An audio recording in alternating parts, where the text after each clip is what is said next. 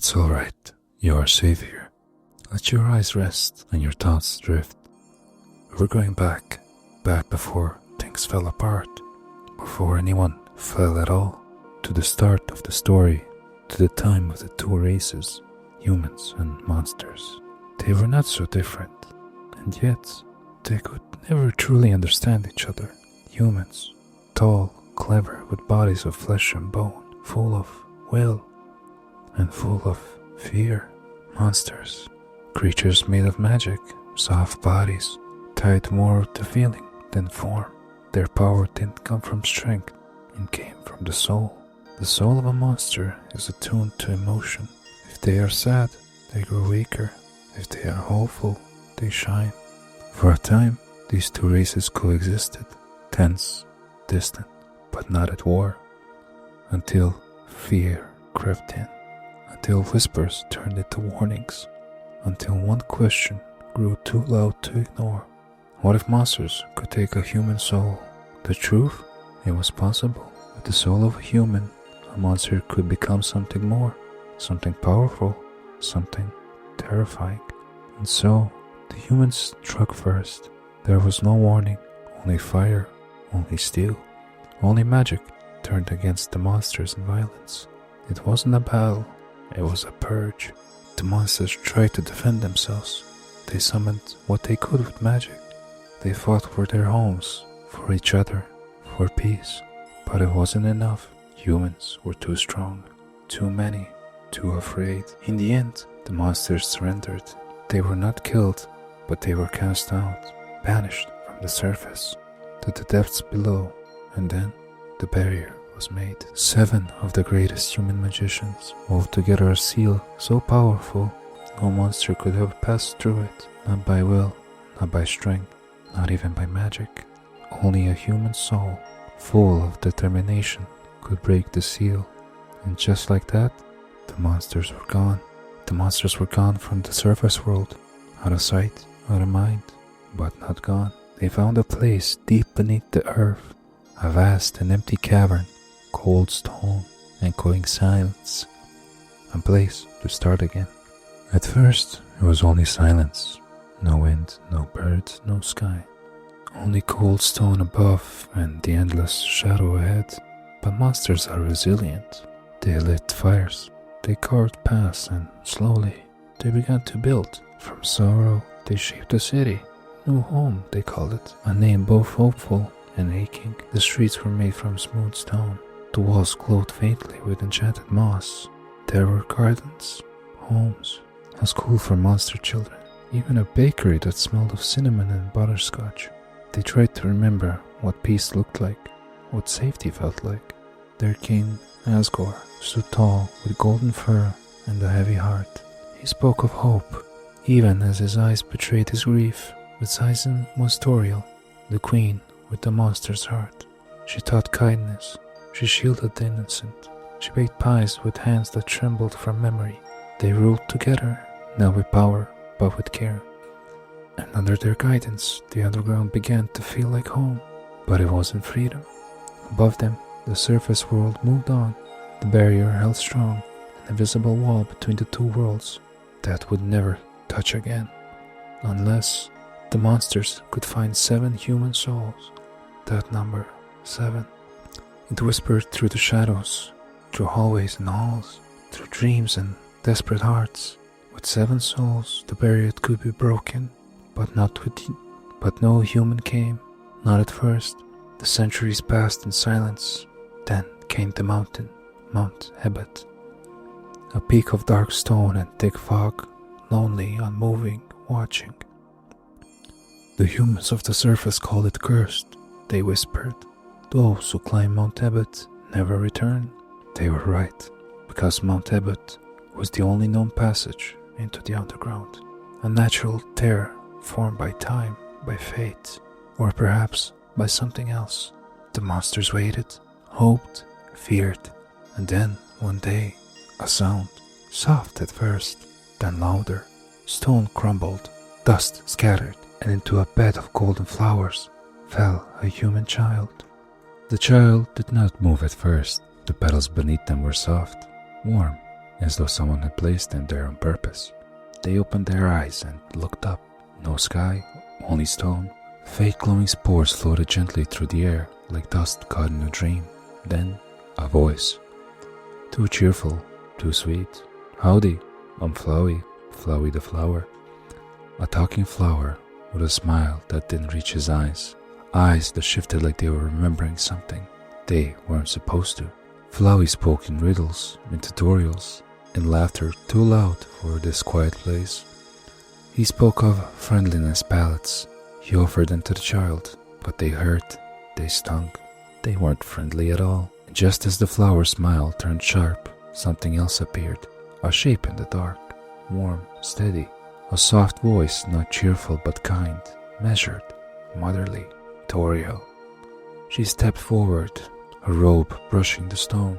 She raised her hand and Flowey disappeared in the shadows. Toriel turned to the child and smiled. A real smile, sad but sincere. She spoke gently, welcoming them to the ruins. This place, half empty, half memory. Toriel taught the child how to solve puzzles, how to walk slowly on old paths. She gave them food, a slice of pie, warm, sweet, the taste of cinnamon and safety. She showed them her home, a quiet place, tucked in the stone. Books on dusty shelves, plants in old pots, a chair too big for one person and too small for loneliness. The child rested for a moment, and Toriel watched them sleep. A flicker of something in her eyes, regret, hope, both. But the child could not stay. The ruins were not the end, they were only the beginning. Beyond Toriel's door was the rest of the underground. Snowy paths, skeletal brothers, echoing waterfalls, and dark halls where no one spoke out loud. The child rose and left with a heart full of determination. And far behind them, a flower watched, smiling still. The child stepped into the quiet hallway. Behind them, Toriel's door slowly closed. The warmth of her home faded, replaced by a cool breath of ancient stone. Ahead, the air smelled like frost, like old pine needles and moonless nights. Tiny flakes of snow began to drift from cracks in the ceiling above. Not real snow, but close enough to a dream it was. And there, at the edge of the dark corridor, stood a small shape, a silhouette, unmoving, watching. The child took a step. The shape did not flinch. Another step, still, and then a whoopee cushion. The sound echoed through the hallway, like a punchline in a funeral. A tall figure leaned forward, grinning with his hollow eyes. Hey, kid. It was a voice without urgency, without fear. Soft but strange. This was Sans, a skeleton, a joke teller, a watcher. He looked lazy, but there was something in his stillness, like he was listening to time itself. Beside him, footsteps crunched on the snow.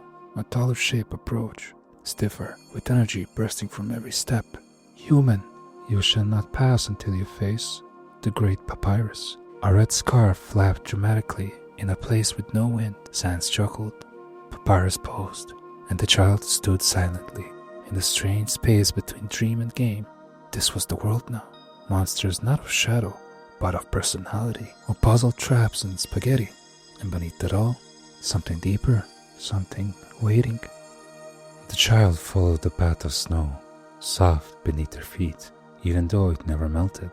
Shops with glowing signs, houses made of candy colors, a library that smelled of dust and magic. Monsters waved hello, with claws and fur and fangs, but their smiles were warm. It wasn't what the child expected, and yet it felt like a dream they almost remembered. Papyrus, the tall, dramatic skeleton, spoke often of capturing the human.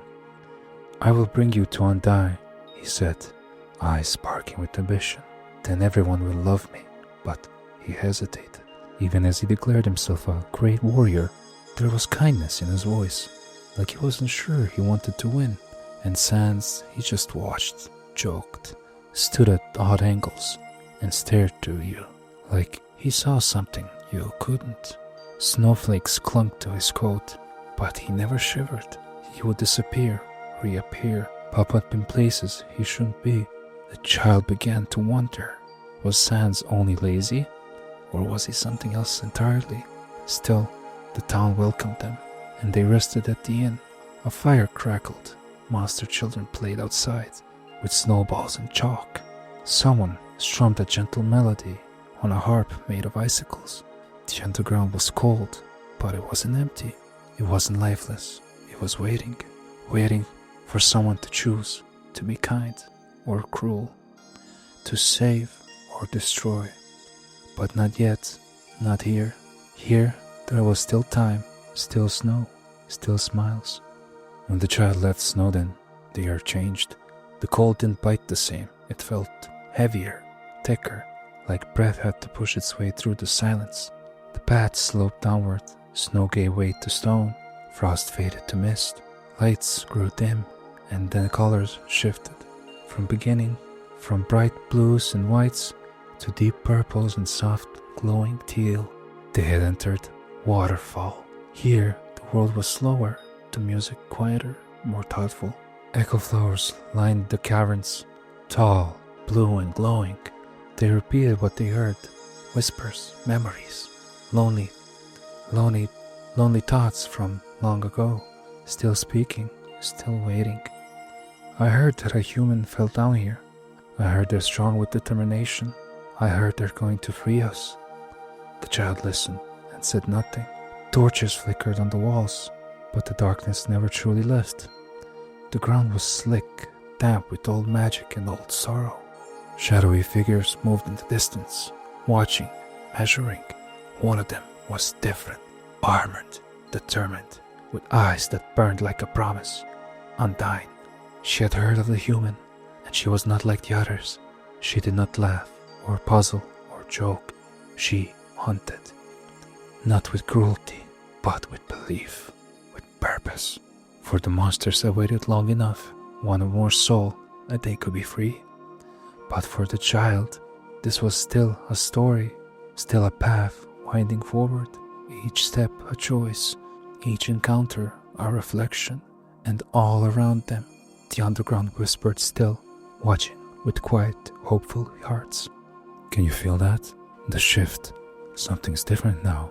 Colder, not in the air, but in the space between thoughts. We are not where we are where he is. Flowey. He smiles, but it never touches his eyes. He speaks, but the words feel like echoes from someone else's mouth.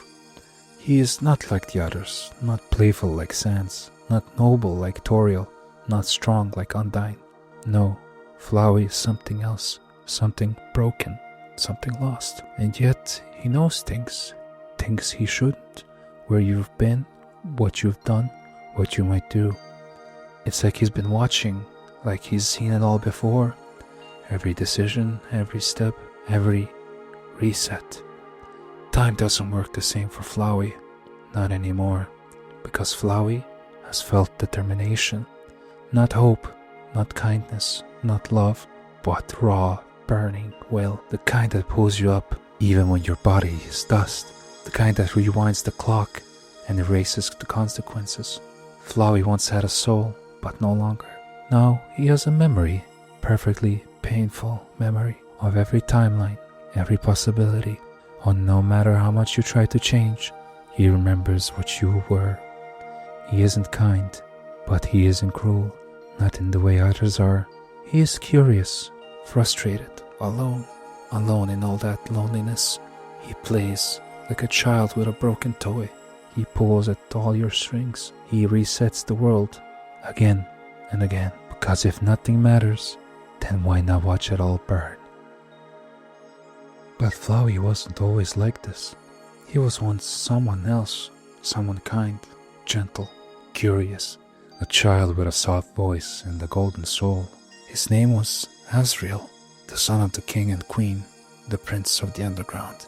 He laughed in gardens, played near the great doors, listened to stories beneath the soft hum of firelights.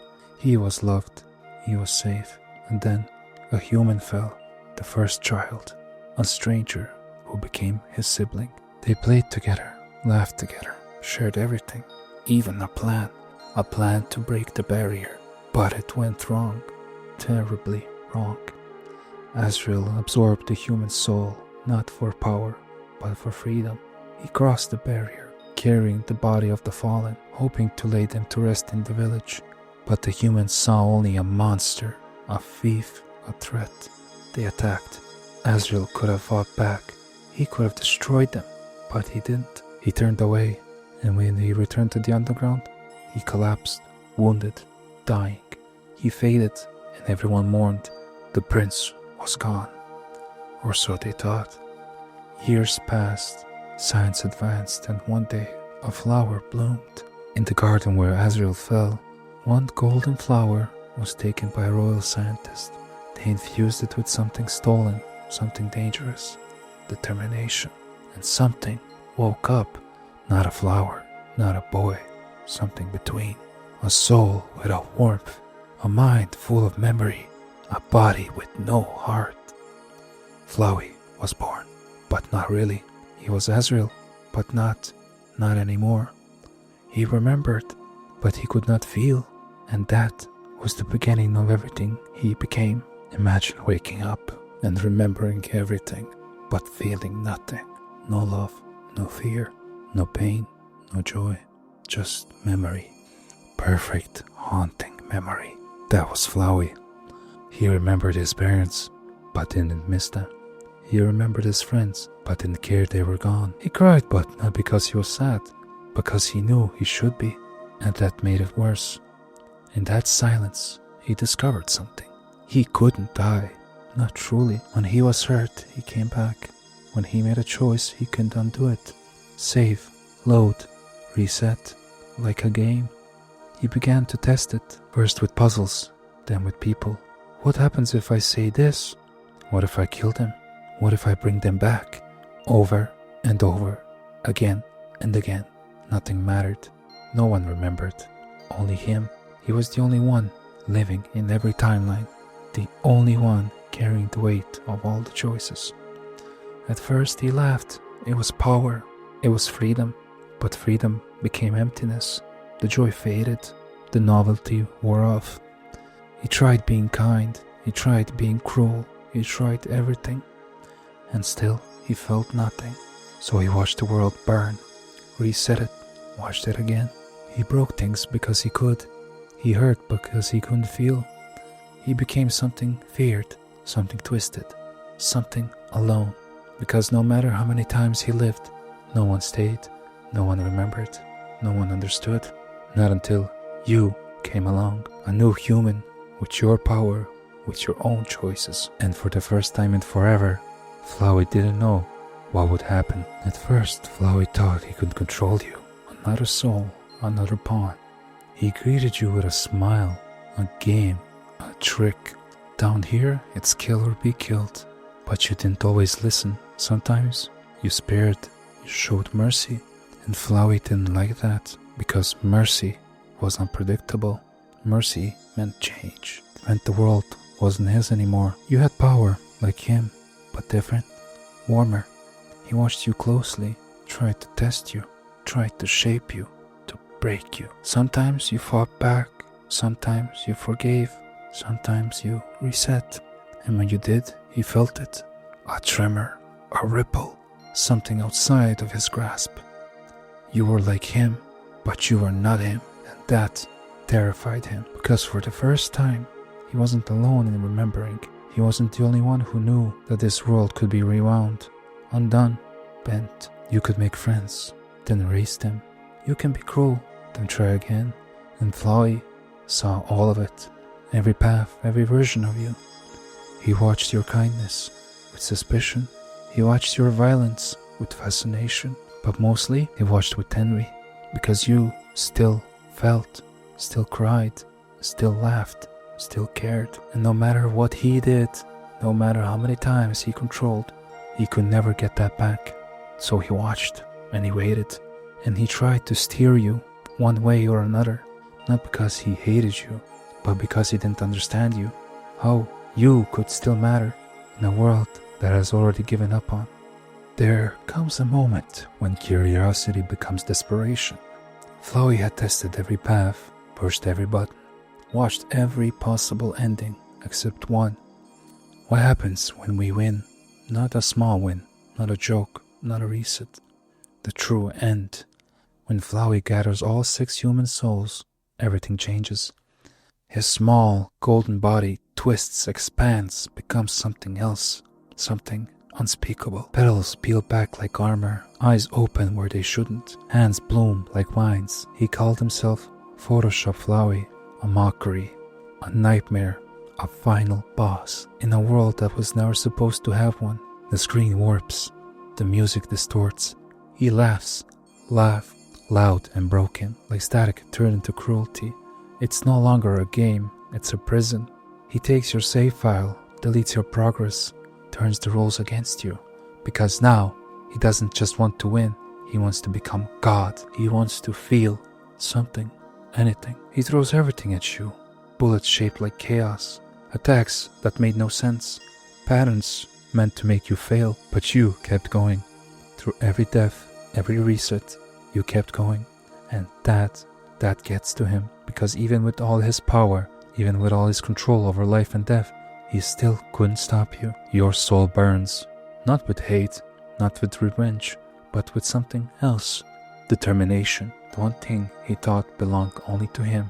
And as you fight back, as his world starts to unravel, he begins to remember, not just the timelines, not just endings, but feelings, faces, a name. The battle ends, not with a final blow, but with forgiveness. You spare him, even after everything, even after he tried to destroy the world, to erase your life, to laugh at your hope. You spare him, and something inside him cracks. He doesn't understand, can't, because mercy was never meant to be part of his plan. You should hate him, you should finish him, but you don't. And that's what saves him. Just for a moment, the petals fall away, the eyes soften, the screen flickers, and the voice changes. Flowey is gone, and in his place is Azrael, the boy who once believed in peace, the prince who tried to do the right thing, the child who played with you in the golden garden. He remembers. He remembers the laughter, the pie, the bedtime stories. He remembers being afraid. He remembers holding your hand, and he cries because he can't feel again, just for a little while, because the power holding him together can't last. He says goodbye, not with anger, but with sadness, because he knows what he's lost, what he's done. He breaks the barrier, he lets everyone go, and then he fades back into the earth, back into the flower, back into silence. The garden goes quiet again, but something remains, not the flower, not the prince, but the truth, that even in the darkest version of someone, a light might still flicker, even if only for a moment, and that mercy, true unwavering mercy, can change everything, even the heart of a flower who forgot how to feel. Frisk walks slowly, not because they're afraid, but because the world around them feels too quiet to run through. Every step echoes, stone beneath their shoes, old stone, ancient. It remembers more than it shows. They pass through the ruins, still lingering with Toriel's warmth. Puzzles carved into the ground, switches shaped like flowers, signs that speak in riddles, like the underground is watching and testing and wondering, what kind of a human is this? Frisk doesn't say much. They don't need to. Their soul speaks for them, in mercy, in violence, in hesitation. They are not like the first human, or the second, or the third. This child, they listen to the rocks, to the monsters, to the wind curling through the cracks in forgotten walls. Every encounter is a question, a chance, not just to fight, but to understand. Even the smallest monsters, a frog who croaks advice, a mole that dances, they are more than obstacles. They are voices, thoughts, fears, and Frisk listens. They spare, they comfort, they wait. Sometimes they get hurt, but they don't stop, because something inside them burns. Not like fire, not like rage, like determination. Not the kind Flowey twisted, not the kind that rewrites time. This one is quiet, steady, human, and it grows with every kind act, with every soft decision that leaves a monster bleeding, not broken. The underground notices, it always does, because the world listens to the way a soul moves, and Frisk's soul is starting to shine. Frisk steps into the snow. It crunches slowly beneath their feet, not sharp but gentle, like the mountain is exhaling. This is Snowden, a place both silly and sacred. Trees rise tall, adorned with lights that flicker even though no one's watching. The air smells like cinnamon and frost, like warmth that remembers winter, and in the distance, laughter echoes. Not cruel, not mocking, just strange. Frisks meets with Sans again, leaning against the lamppost, like he's always been there. He speaks in lowercase, like he's whispering with the front of the world. He jokes, he always jokes, but the space between his words feel like it's hiding something. Something watching, something waiting. Then comes Papyrus, taller, louder, heart wide open. "You shall not pass, human," he declares, with the energy of someone who's never truly wanted to hurt anyone. He sets traps, he builds puzzles, he cooks spaghetti with too much confidence and not enough recipe. Frisk doesn't run, they play along, and Papyrus notices. His voice softens, his pose wobbles, and something changes. A monster who wanted glory now just wants a friend. Frisk walks through the town, past the inn, the library, the smiling faces that wave, even if they don't know your name. Here, the underground breathes easier, because for once, a human came through. It didn't bring fire, didn't bring war, just small steps and quiet mercy. And in every corner of Snowden, the kindness echoes, not loudly, but enough. Snow fades behind them. Laughter becomes mist, and the path darkens. Frisk enters the waterfall. It feels like they've been walking into the memory. Soft blue lights dips into the ceiling, like rain that forgot how to fall. Echo flowers whispers, not to them, but to the air itself, repeating phrases left behind by monsters long gone. I heard they're nice, I heard they're scary, I heard they're just like us. Frisk doesn't answer. They just walk, listening. The ground glistens, water pools in shallow beds, reflecting pieces of the world above that no longer exist. It's quieter here, not empty, just cautious. This is where the underground remembers, not its power, but its loss. Here they meet Shiren, a singing monster nervous to look up. Frisk doesn't fight. They hum, softly, off-key, but real. Shiren sings back, a duet between fear and comfort. They meet Aaron, who flexes like strength and solves sadness. They meet Tammy, who babbles with joyful nonsense. They meet Onion-san, floating in the water, with loneliness that warps around every word. And Frisk listens, even when it's strange, even when it doesn't make sense, because they know now every monster is more than what they look like, more than their stats, more than their role. They are voices trying to be heard, and somewhere in the shadows, Undyne watches, not with cruelty but with fury, because to her, this kindness is a trick. To her, a human means danger, a human means pain. Frisk doesn't know what's coming, but they feel it, a shift, a storm behind the calm eyes. The first time they see her, they truly see her. She's a silhouette, framed by spears of light.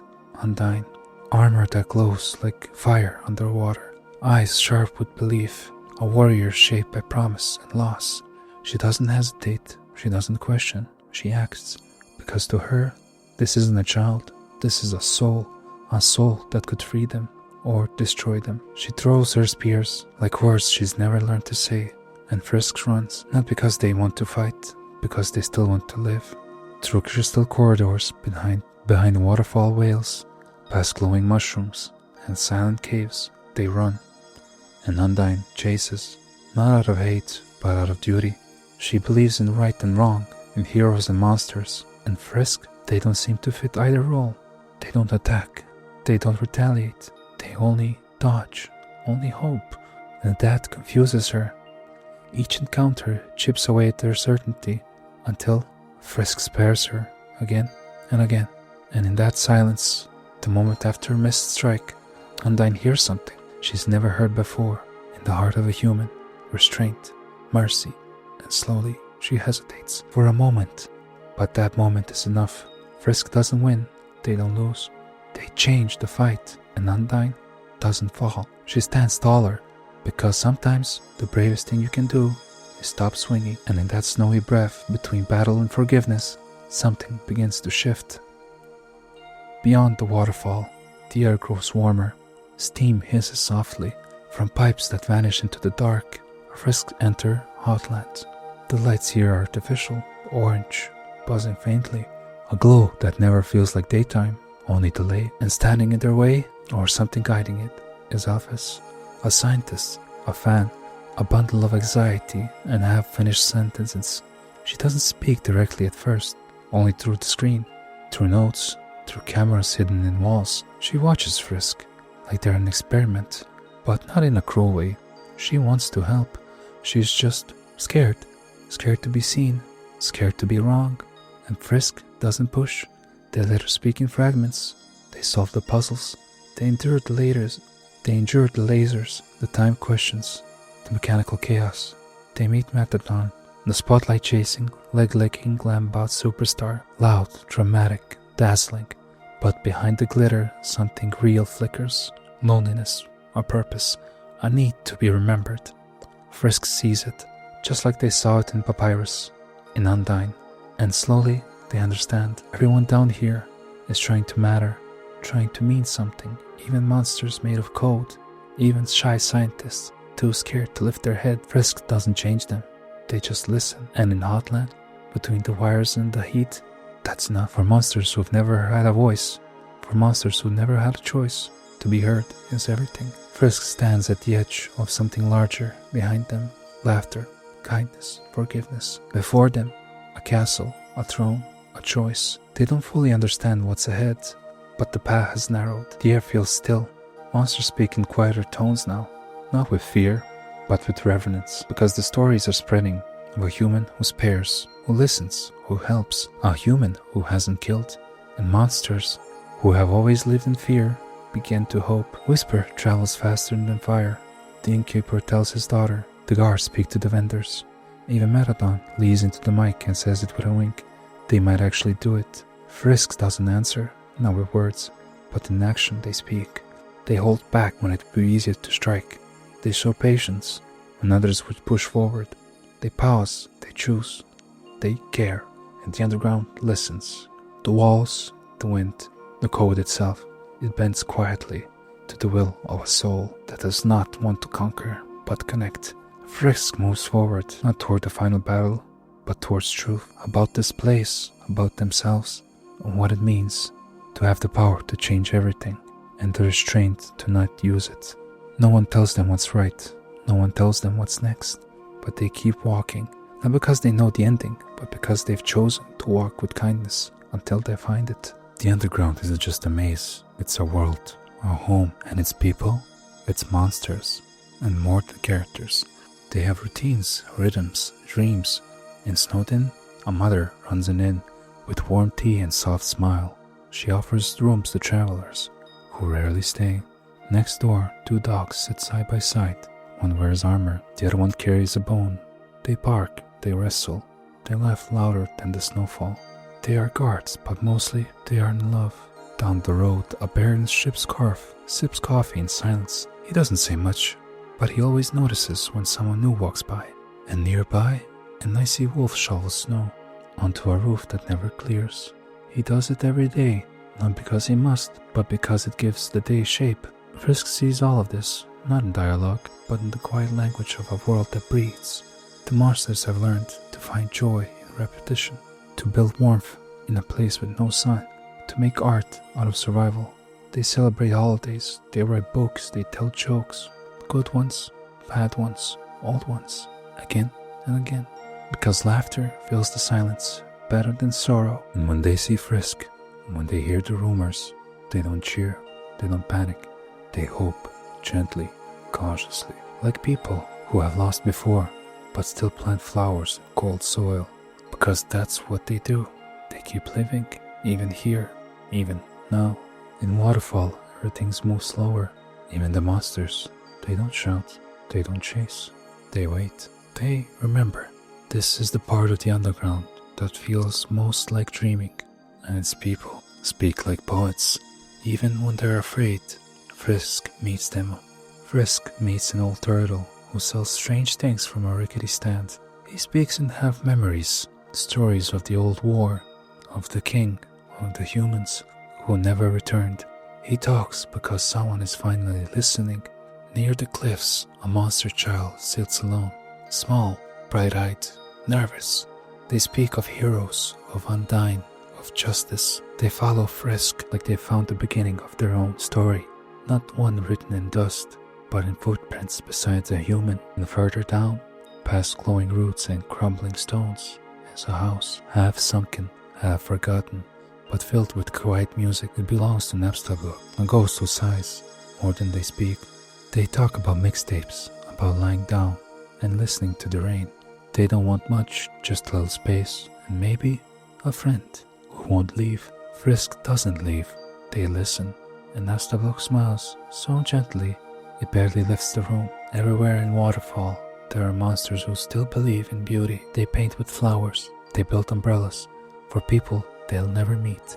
They hum lullabies to echo flowers that no longer answer back. And they look at Frisk like maybe, just maybe, the story will end differently this time. Hotland doesn't rest. Its steam never stops. Pipes hum beneath every hallway. Panels light up, then go dark, then flicker back on again. It feels like a place that's always thinking, but never sleeping. The monsters here are built from sparks and nerves, jitters of inventions, dreams made of gears. Frisk meets Vulcan, a creature of lava and softness. It wants to help, wants to shine, but its warmth is a little too much. And Sunderplane, a floating machine with blushing eyes. It pretends not to care, but it circles close, like a secret wanting to be noticed. Even here, in this world of overheating puzzles and awkward timing, monsters still long for connection. They just show it differently.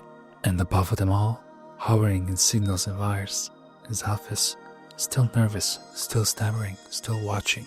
She's trying so hard to be useful, to be brave, to be good. She sends texts that end too many times with nothingness. She offers facts that sound like comfort, but come from wikis and fan pages. Frisk doesn't judge. They smile. They wait. And Alphys notices. Bit by bit, her voice grows steadier because someone stayed. Someone didn't laugh. Someone didn't run. And somewhere between Hotland's laughs and his metal-tiled mazes, she starts to believe that maybe she's enough. Even if she's anxious, even if she's imperfect, even if she's scared, because kindness here isn't just about being strong, it's about seeing people, and Frisk sees everyone. Not all stories here belong to Frisk. Some belong to the monsters who walked these halls long before humans arrived. Stories of love, of chosen family. In the quiet of the swamp, two guards stand side by side, armor shining, spikes polished. They speak in simple lines. One is nervous, one is bold. They talk about undying, about the drills, about each other, and with a little help, a little courage, they find something more. A dance, a glance, a smile held just a second too long. They lower their spears and raise their hopes. Elsewhere, a skeleton bakes spaghetti, too much spaghetti, always too much. Papyrus trains every day to be strong enough to protect, to be important, to be noticed. But his brother, lazy, soft-eyed Sans, already sees him. Every pun, every meal, every poorly timed trap, he notices, because love here doesn't always shout. Sometimes it just shows up, again and again and again. At the edge of Hotland, a ghost still watches Midnight's rise from a distance. They cheer quietly, even when no one's looking, because in the underground, success isn't indie, it's shared. Frisk begins to see it, how these monsters aren't just characters, they are connected, threaded by memories, shared glances, history. Frisk doesn't fix anything, they just listen, and by listening, they shift, not dramatically, not loudly, but enough to make room for something soft, something else, something safe, something that feels like a little piece. New home isn't loud, it doesn't sparkle or buzz or crackle with puzzles. It waits in silence, in shadows softened by candlelight. The halls are wide, the carpets thick, the windows empty, and in every corner there is memory. Frisk walks through the bedrooms when no one sleeps, past picture frames that haven't been touched in years, through kitchens that still smell faintly of cinnamon. The castle feels less like a kingdom and more like a heart, still learning how to beat. Here, they meet the monsters, who don't rush forward. They tell stories, softly, as if remembering hurts, but forgetting would hurt more. They speak of Asgore, the king with golden fur, a deep voice, has sad eyes. He tends the garden, he brews tea, he waits for something he hopes won't happen again. Because Asgore is kind, because he carries a crown made of regret. He was not always alone. Once there was a queen, once there was laughter that echoed through these walls. But grief does not vanish. It settles, it reshapes you, and now he stands alone at the final door, not as a monster, not as a ruler, but as a father who made a choice. He still whispers apologies for when no one is listening. Frisk listens, and somehow even that is enough to shift something inside these walls, because even the quietest rooms notice when a new heart enters. By now, Frisk has seen it all. Not the secrets, not the endings, but the people, the small ordinary lives that make the underground feel more like a forgotten prison. Feel like more than a forgotten prison. They've shared jokes, heard lullabies, walked through towns that laugh at themselves even when no one is watching. They confronted ghosts, danced with robots, waited in quiet gardens where grief still grows. And in every step they've left something behind. Not destruction, not footprints, but hope, a kind of invisible echo the monsters don't know how to name, but feel anyway. Because monsters remember pain, but they also remember kindness. One hug, one spared life, one moment of mercy had longer than it had to be. That's all it takes to make the world wonder if something is still possible. And Frisk, they never claimed to be a hero. They never asked to be a savior. They just moved forward, gently, quietly, choosing not to harm. Even when the world said it was allowed, the underground feels different now. Not brighter, not louder, just softer. Like the walls are breathing, like the soil remembers warmth. And the monsters, in their own way, own quiet way, begin to dream again. Not of escape, but of peace, of tomorrow, of something that doesn't end with a battle. Frisk hasn't reached the end, not yet, but as they walk forward, the underground walks with them. Not behind, not beneath, but besides. Every monster they spared, they listened to. Every monster they've spared, they listened to. They saw, they carry those hearts now, and that is the real magic of this world. The underground has always been quiet about what it needs. Monsters speak of freedom in hushed voices of a world above that's warm and bright, far away, but few ever say what it takes to reach it. Frisk finds out in the softest way, not a battle, not a scream, just a hallway, just a door, and behind it, a green, golden flowers bloom in the gentle rose. Their petals hum with something ancient, something alive, and there, standing among them, is the king, Asgore. He smiles, but it doesn't reach his eyes. He invites Frisks inside, to tea, to talk, to breathe, and then softly he tells the truth. To break the barrier, he needs 7 human souls, only 7. 6 he already has, 6 humans who felt like Frisk, who wandered, who were found. And now just one more Frisk. He says it with sorrow, not with threat, not with pride, because Asgore never wanted this, but he built the throne room anyway. He grew the flowers, he waited, and when the 7th came, he picked up his weapon, not as a warrior, but as someone trying to keep a promise that broke his heart. Frisk says nothing, but their soul pulses, not with fear, but with clarity, because now they know why they're there. Why the puzzles, the monsters, the hope. It was never just about the escape, it was always about choice. And now they stand in front of someone who has run out of his own. 6 souls, 6 stories, 6 names, long forgotten from the world above. But the underground remembers, even if no one speaks it out loud. Each soul a different color, a different trait. Bravery, justice, kindness, perseverance, integrity, patience. Each child who fell brought more than a heartbeat. They brought a piece of humanity, a truth, a trial. No one knows if they were good or cruel or lost, but their souls still shine, still sleep inside glass jars, locked deep within the throne room. Not because Asgore hates them, but because he believes this is the only way. He never wanted to be a killer, but he became one 6 times over. And now he can't forget their faces. He remembers how small they were, how soft their hands looked, how some ran and some didn't. He buried them beneath the castle, not in punishment, but in mourning.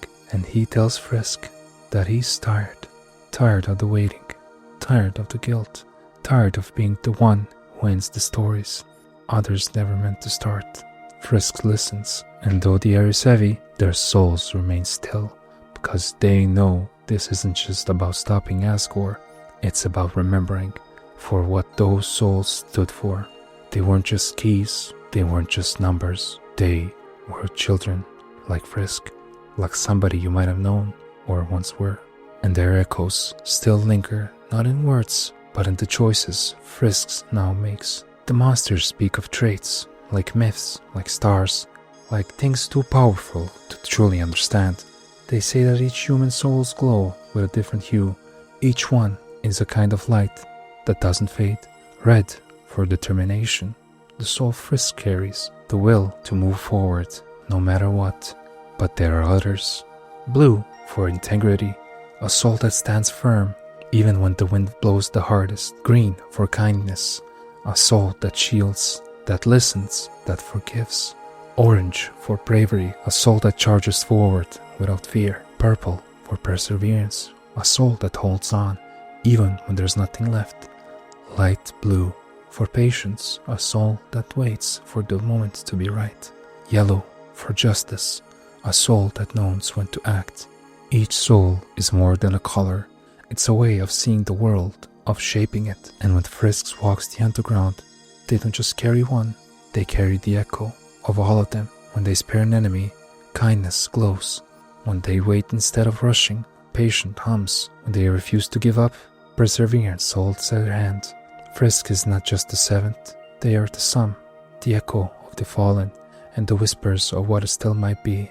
And in a world where monsters have learned to fear souls, Frisk teaches them to see the beauty again, to remember that power isn't just about breaking barriers, sometimes it's about not using it at all. The truth about human souls isn't just about power, it's about waiting, about hoping, about what time does. To people who never got to move on, monsters live in a world that holds its breath. They talk to the surface like it's a dream written on the back of their minds. Some believe it's golden, others think it's a lie, but all of them carry the ache of maybe. Maybe they'll be free, maybe the sun is still warm, maybe there's a place for them in a world that once cast them out.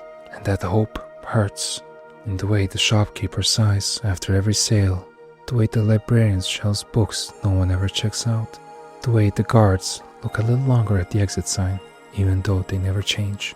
They say Asgore is kind. They say he was never broken when the first child died. Maybe he was, but the truth is, he's not the only one carrying it. The weight of those souls presses down on all of them, because every monster knows their freedom has a cost, and that cost is always a child. So when Frisk arrived, they didn't fear, they didn't shout. They just waited, they just watched, held their breath, waited to see what kind of human this would be. And as Frisk walks gently, spare by spare, step by step, that breath starts to ease. Because maybe this time, freedom won't be paid in blood. Maybe this time, it can come from something else. The throne room isn't grand, it's quiet. Light spills through stained glass like old memories, soft and colored with sorrow. Frisk steps inside, and Asgore is waiting. He doesn't raise his weapon, not yet. He asks if they're ready, not out of threat, but out of mercy.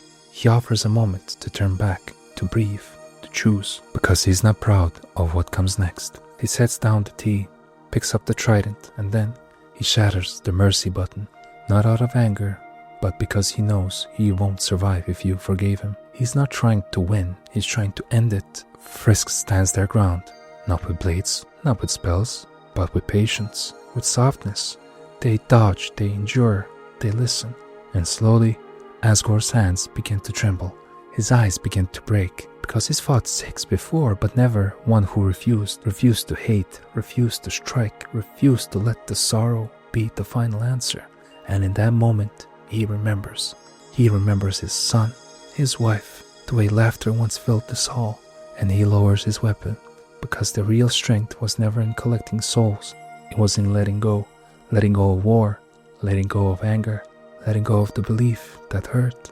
Frisk doesn't say a word, but in that silence, something changes. When it ends in silence, not with triumph, not with glory, but with stillness.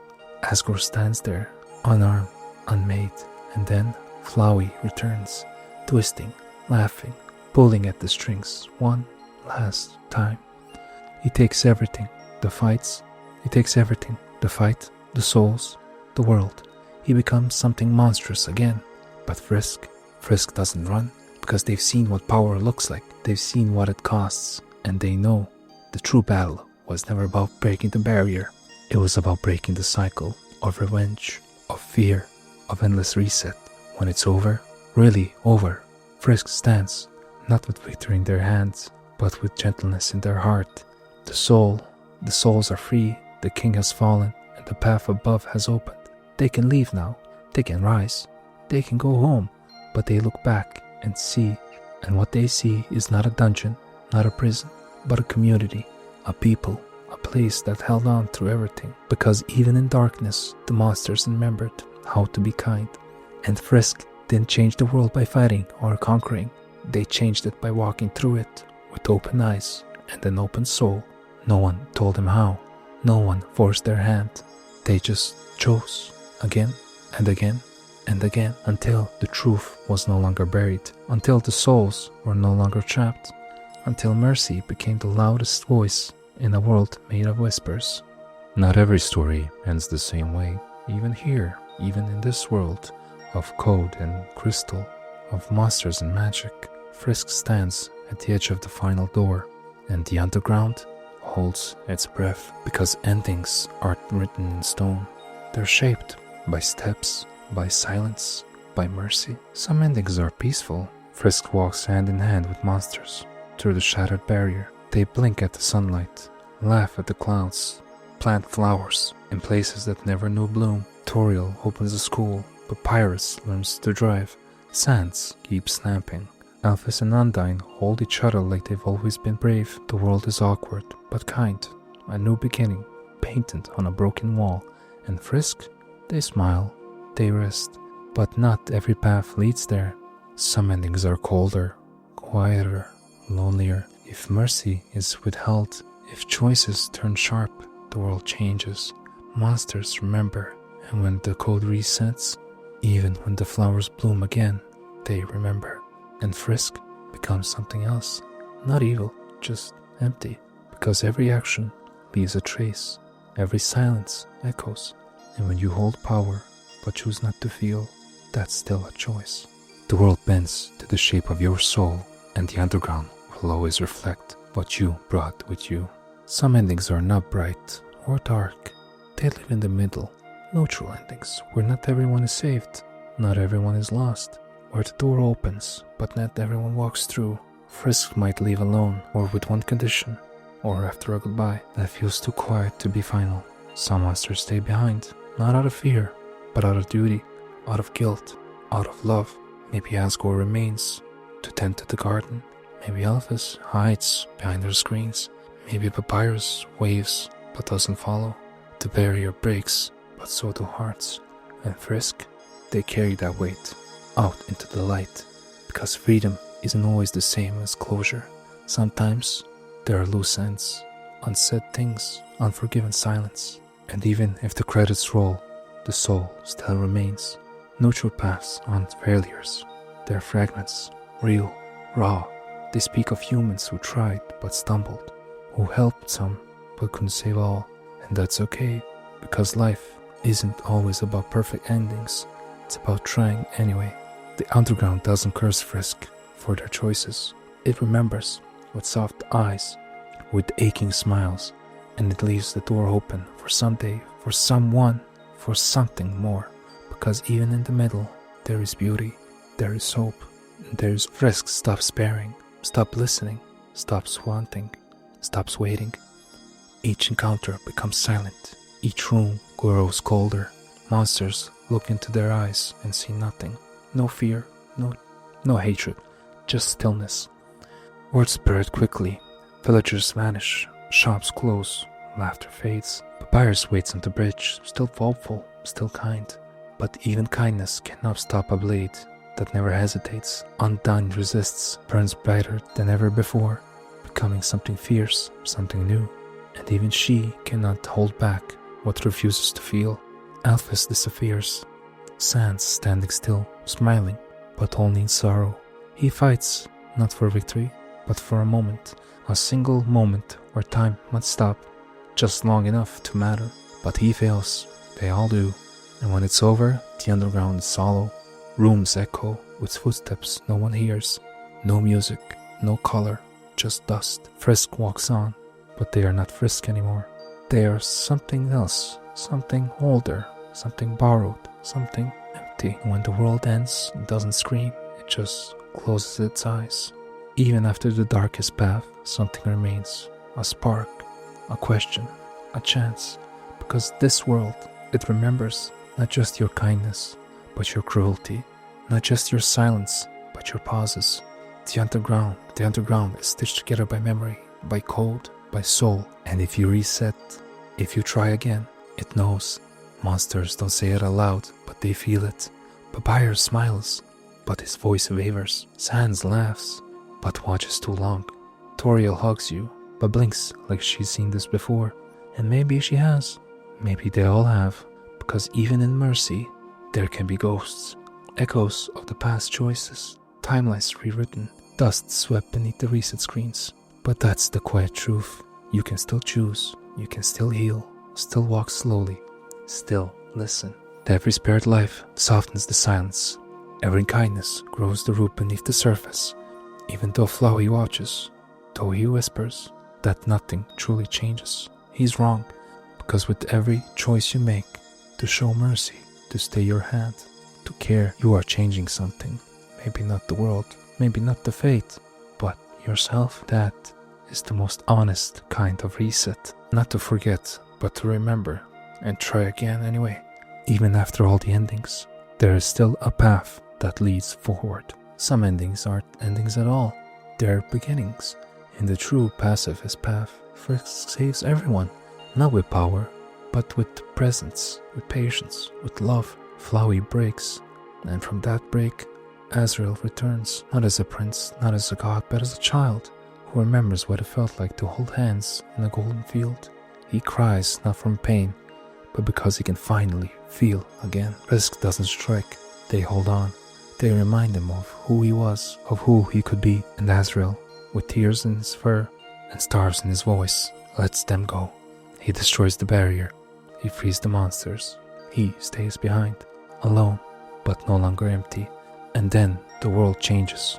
Monsters walk through the ruins and into the sunlight. They laugh, they hug, they look up. For the first time in centuries, Toriel opens her school. Sans stands beside the door. Undyne strains with fire, but learns to relax. Papyrus dreams bigger. Matadon shines brighter. Alphys learns to be seen. Frisk doesn't need to stay, but if they do, they are loved, not for saving the world, but for walking through it with an open heart. And the underground, now above, becomes something new. Not perfect, not easy, but free. Because the truest ending isn't about how it ends, it's about who you became on the way there. Now the story resets. The paths have been walked, the choices made, the ending seen. Frisk's footsteps are no longer echoing through the stone halls. The monsters, they are no longer hiding. They're home. And you've been there all along, listening, breathing with each moment, following the whispers, through dreams, through kindness, through truth. The underground was never just a place. It was a mirror, a question, a quiet voice asking, who are you really, when no one's watching? And you answered with mercy, with patience, with heart, because power never defined you, choices did. And no matter the path, you returned to listen, to feel, to understand. You walked with skeletons and stars. You spared kings and kissed ghosts. You confronted sadness with silence and gave time to those who had been left behind. And when it was over, you didn't destroy, you didn't forget. You chose love, simple, brave. So now, let the story settle, like the dust in the golden light, like tea in warm hands, like laughter you weren't supposed to hear, but did. Let it echo, let it glow, because the underground was never under you, it was within. Thank you for walking so gently, for listening so deeply, and for choosing the ending that still mattered the most: kindness.